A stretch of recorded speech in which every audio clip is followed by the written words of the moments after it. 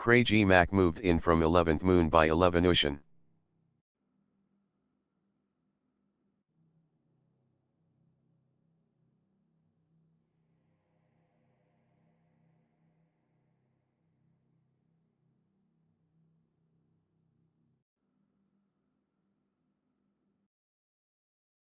Preferred it. People could be so emotional and impractical. At least Stalwart Iron was predictable. Even if he'd been gifted with agency, that agency was still made of ones and zeros. There were little and ape, often left others on edge. They never quite trusted artificial intelligence, but Apollo honestly preferred it. People could be so emotional and impractical. At least Stalwart Iron was predictable. Even if he'd been gifted with agency, that agency was still made of ones and zeros. There were limits, and that made him more useful than 90% of the other superheroes Apollo worked with.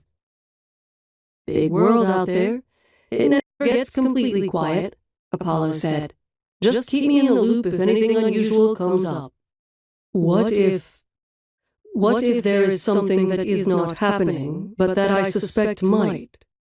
Stalwart Iron still didn't face Apollo, but the rhythm of his keystrokes slowed. Now this was unexpected. That often only came from having been out in the field personally. "A slight uptick in activity, though nothing outside normal parameters," Stalwart Iron replied, not bothering to look at Apollo.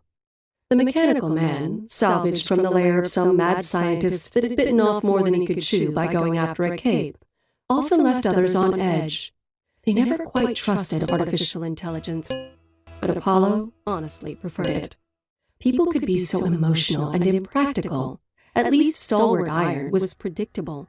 Even if he'd been gifted with agency, that agency was still made of ones and zeros. There were limits, and that made him more than 90% of the other superheroes Apollo worked with. "Big world out there. It never gets completely quiet," Apollo said. "Just keep me in the loop if anything unusual comes up." What if there is something that is not happening, but that I suspect might? Stalwart Iron still didn't face Apollo, but the rhythm of his keystrokes slowed. Now this was unexpected. Stalwart Iron was rarely hesitant, always working with the surety that only a machine could manage. "A hunch?" Apollo walked over to look at the screen Stalwart Iron had been working on. "A theory, or perhaps a pattern that plays out irregularly," Stalwart Iron replied. "As you can see on the graph, criminal activities go through simple, very general cycles, increasing during hotter months, frequency dropping during the day, variables along those lines. However, in reviewing previous records, I noticed that sometimes, not always, we will see fluctuations like those that have come over the past week. Sudden small events that seem random, followed by a brief pattern of diminished activity, which ends with a flurry of crime that stretches our personnel and resources thin. They don't flag anything in the system, though, because when the dust settles, there is almost always a minimum of collateral damage. But at least one high-end theft or robbery will have occurred in the chaos." "I get it. Someone fills the sky with smoke, so we can't find the actual fire." Apollo scanned the graph that Stalwart was showing him. Most of it little more than lines on a page. He'd never had a great head for numbers, and he knew it, which was why he surrounded himself with people who didn't share his weakness. "And you think we're on track for one of these incidents?" "I only know that it's possible. Even when all the lead-up is there, the pattern only fully executes roughly 40% of the time," Stalwart Iron replied. "However, if in the next 5 hours we see a significant drop-off, it would be entirely possible that we'll soon be hit by an influx of problems." "I'm glad you brought this to my attention," Apollo said, gently patting Stalwart Iron's metal shoulder. He wasn't sure if the metal skin conducted touch or if the sentiment came through.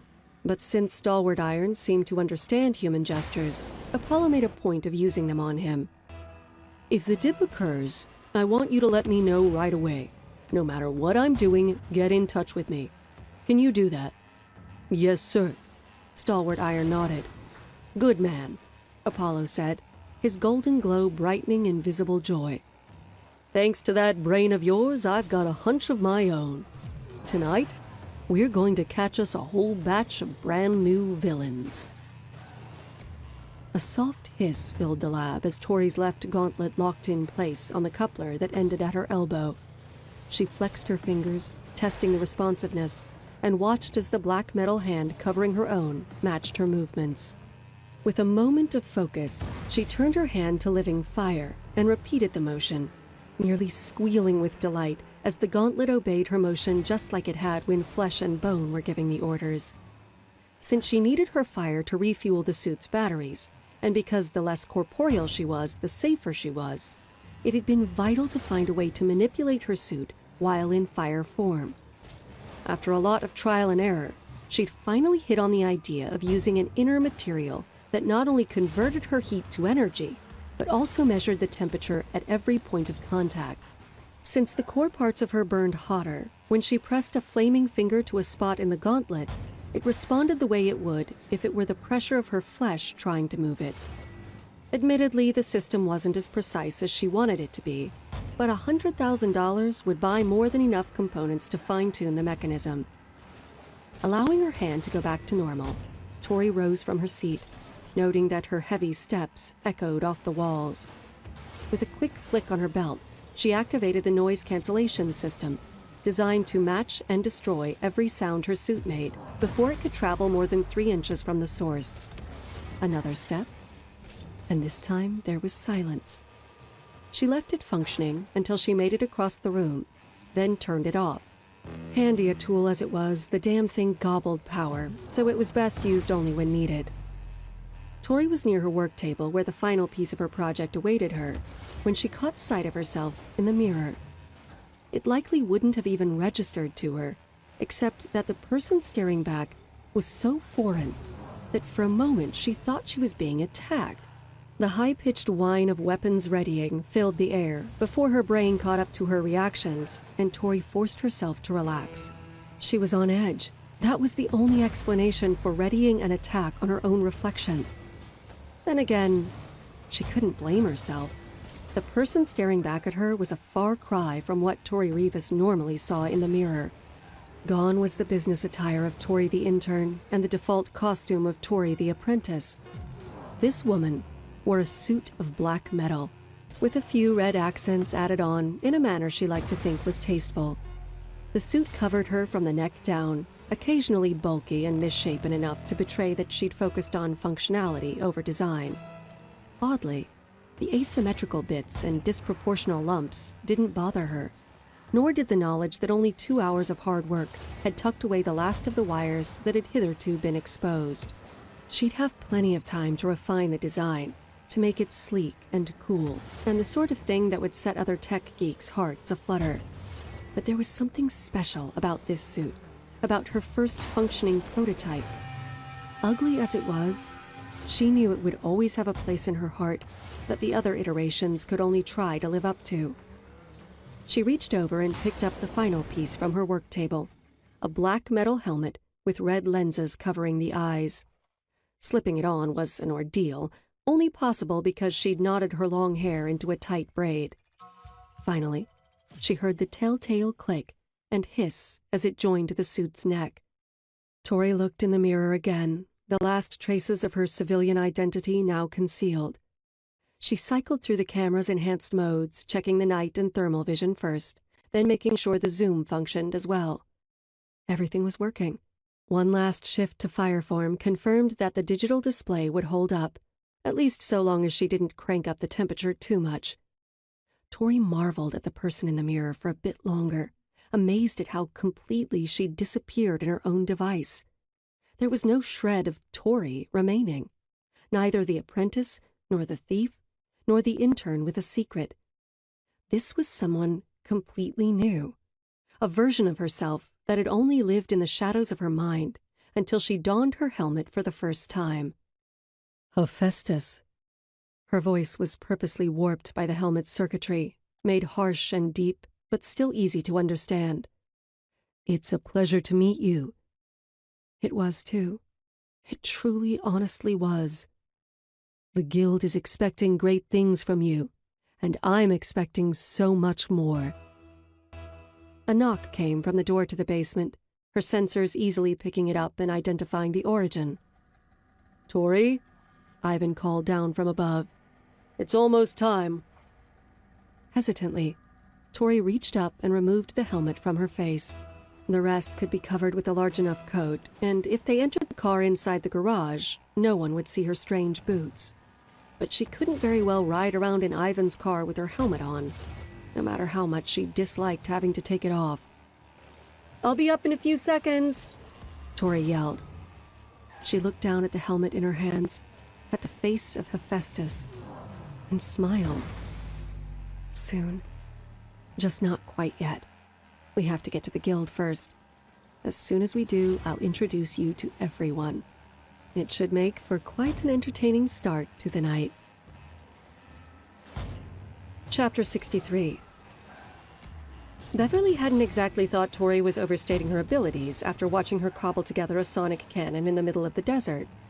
But she did find it hard to believe a fellow apprentice could make a functioning metasuit with nothing more than an intern salary, some supplies on a tab, and a few extra grand. Most people weren't that gifted, it was true, but Beverly had failed to account for Tori's resourcefulness and years spent getting by with only what she could salvage or steal. She let out a gasp of shock as her friend walked into the familiar lounge where they'd done so much planning, clad in metal and tech, everywhere but on her head. And even that was temporary, if the helmet under her left arm was any indication. "Well, great. Way to make me feel underdressed, asshole," she quipped. Beverly's own costume was the same as Lance and Warren's, the default one she'd been given as an apprentice. Only Lance had added an accessory, a large plastic tube slung across his chest that served for function, not fashion.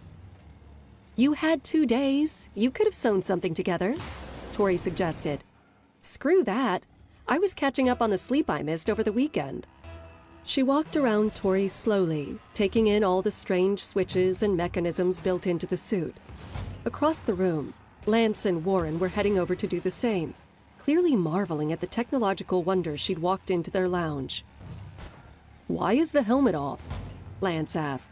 "And how can you operate the suit without it on? Don't you control these things with your brain?" "Some suits work that way, but I had to go a different route," Tori replied. "And the helmet is off because we'd barely gotten in the front door when we ran into Arcanicus, who nearly hexed me. Pseudonym suggested I keep my familiar face exposed, at least until we're out on the job." "Probably a smart call," Beverly agreed. "So does all this stuff really work?" "Not everything, and not perfectly, but the gear we'll be counting on has been checked up, down, and sideways," Tori assured her. "And if it all goes to hell, I've got my apprentice costume on under here, so I can throw on the mask and still pitch in." "At least we'd be a matching set." Warren looked down at his own outfit with a weary sigh. "Does the guild provide tailors? I never gave much thought to a costume before, but if I have to pull a job, I think I'd prefer something a little more me." "Pretty sure the guild has everything," Lance replied. "Long as you got the cash for it." Warren stared at his outfit for a bit longer, then raised his head. "I guess this will do for a while. Or you can put your share of the money toward some nice duds." Tori worked very hard to hide her relief at discovering she wasn't the only one who hadn't realized their job came with a payday. I mean, even after the guild cut, we're each taking home over $100,000. Unless you want an outfit made of diamonds, I bet you'll be good. All 3 of her fellow apprentices stopped looking at the suit and turned their attention to the woman within. As quickly and humbly as she could manage, Tori told them that whatever they brought in that night would be theirs to keep and split per guild rules. While Lance and Warren took the news like they'd just won the lottery, which, momentarily speaking, they might as well have, Beverly narrowed her eyes and made a tisk sound between her tongue and teeth. "Those crafty bastards. It's just one trap after another with them, isn't it?" Beverly? We were just told we get to keep the money," Lance said. "How is that anything but great news?" "Because it's meant to get us in trouble. Think about it. We get to keep all the money we score, right?" Tori nodded. That's what Pseudonym told me, and since he's on the council, I'd say that's as close to gospel as we're going to get around here. So, we know we have to bring back a minimum of 500 grand, Beverly said, spinning in place so that she could look at Lance and Warren. That's what we planned for. We picked the exhibits that we knew would have the best ratio of low security to high yield. We even chose several backups in case something went wrong with those. Right now, the four of us have a good plan to get in and out of the Dash City Museum with just over $500,000. But now, that number isn't just an arbitrary goal. It's a payday. It's what we'll split once we get home. All of which sounds pretty good, Warren pointed out. Exactly, Beverly agreed, giving a nod so forceful it sent a few strands of hair flying. It sounds so good that once we're in the museum, we might decide to up our take a little more. Maybe grab a few more exhibits, ones we weren't going to risk grabbing before. When that goal isn't arbitrary, suddenly restraint seems less important. After all, getting in and out are the hard parts, and that's covered. We get greedy, we stretch ourselves thin, and we go off the plan. And that's when we make a mistake. It sounded like the ravings of someone with severe paranoia, except that the more they thought about it, the more sense Beverly's take on things made. As soon as the money had become real, the entire mission had taken on a whole different feeling. Once they were actually there with priceless objects in arm's reach, how tempting would it be to up their haul, just by a few thousand here and there? It's not a trap, Tori said, breaking the silence that had fallen at the end of Beverly's rant. I mean, it is, but it's not really. It's part of the test. This is supposed to see how we would act as guild members, right? That's what they told us, Lance agreed. Then this is something they definitely need to check. When the money is real, when we've got genuine temptation in front of us, can we make the smart decisions instead of the greedy ones? Tori smacked one metal gauntlet-covered hand into the other, resulting in a clang that made even Warren jump. That's an issue that will come up on every single job we pull. They'd be idiots not to have some aspect of it in our exam. Meaning it's not dickish. That's nice of them, Lance said. No, it's still a bit dickish. I'm only saying it has a purpose, Tori told him. Something we didn't even consider was being tested without us realizing it. And if there's one element like that, there are bound to be more. Just what are you getting at? Warren asked. She's saying that we treat this job like the real thing and we stick to the plan the council approved no matter what. Beverly had calmed down a bit after Tori's explanation, though she still wore a wary expression as her eyes darted about the room. We put stealth and safety above all else. We stick to the targets we know how to get, and we prioritize escaping without leaving evidence of a ruckus. And when things inevitably go awry? Lance asked. He noticed some skepticism in their faces and crossed his arms. What? Given the points Tori and Beverly just made, there's no way they'll let us have a clean and easy trial. Sooner or later, something will go wrong, even if they have to make it happen just to see how we handle ourselves when the shit hits the fan. Damn it. Lance is probably right, Tori agreed. We can't really plan for that either. Just don't panic, first off, and make sure we communicate and work together. But if ever you're in doubt, just try and figure out something that sticks to the guild's code. If you aren't breaking that, then anything you do has a good shot at being okay. And what if we can't help breaking the code? Warren asked. Tori considered the question carefully. There was only one answer, no matter how she looked at it. Breaking the code is one of the only real crimes you can commit inside this guild. That alone is bad enough. But breaking it during a test to see if you're responsible and smart enough to function as a guild member? We all watched what happened last Monday. You might as well kill yourself and save them the trouble. Nervous? Thuggernaut took the open chair next to Ivan, who was dressed in his bland pseudonym costume. Around them, the other mentors and members of the council milled about. Others were already seated as they waited for the large display in front of them to crackle to life. This wasn't like the other lessons or tests, where they were free to observe in whatever manner suited them best. Tonight, the membership of 4 applicants would be determined, which meant the council had to watch it together and render an official verdict. The only other people allowed to be present were the apprentices' mentors, called in to ensure they weren't tempted to intervene. "I'd rather not kill my student." Ivan wasn't sure how it was for the others, if they'd be handed the duty of dealing with their apprentices' failures, or if it would be pawned off on someone else to handle. Tori, however, would die by no other hand but his own. Even if no one else demanded it, even if he weren't one of the few that could kill living fire, he would still insist upon it. As her teacher, he owed her at least that much.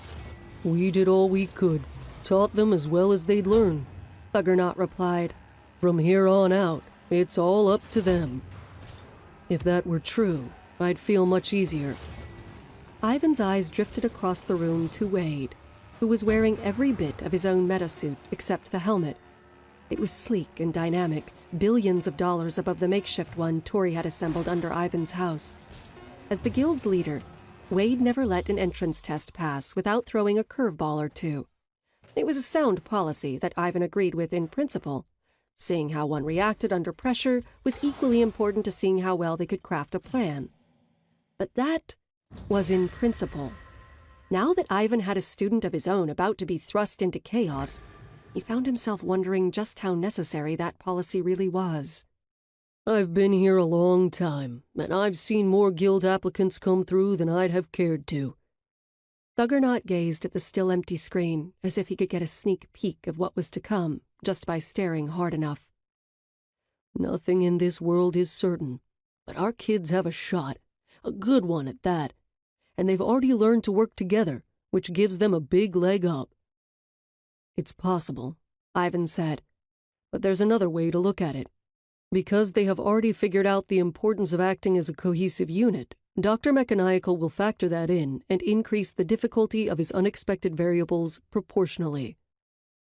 Thuggernaut's wide face drooped, and a few shades of color left his skin. "You're saying—" Ivan nodded grimly. "I'm saying that them being so exceptional may ultimately end up getting them a much more difficult, and possibly deadly, test." Tori had expected Dr. Mechanical, or Ivan, or someone like Stasis or Zealous to be waiting for them as they entered Sanctum. Someone to give them last-minute reminders or a word of encouragement before their trial began. Instead, the only people behind the large door were Tunnel Vision, standing silently until it was time to fulfill the duty they'd been contracted for. Only when she saw the nearly empty room did it truly hit home. They were on their own. From this point forward, all they had was themselves, the resources they'd bought, and the plans they'd made. No one was going to be nearby if they needed help. Even Tunnel Vision's services came with the caveat that they wouldn't open a portal if it might compromise guild security.